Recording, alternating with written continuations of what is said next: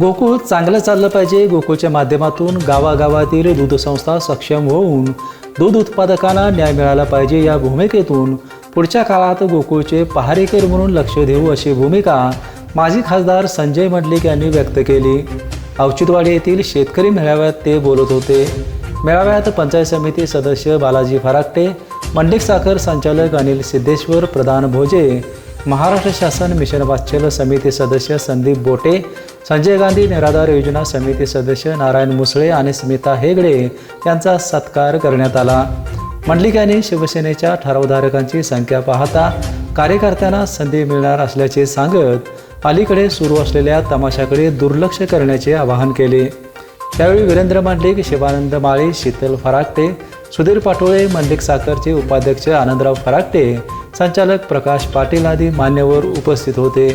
बिपिनसाठी कागलहून Sarjerao Bhat.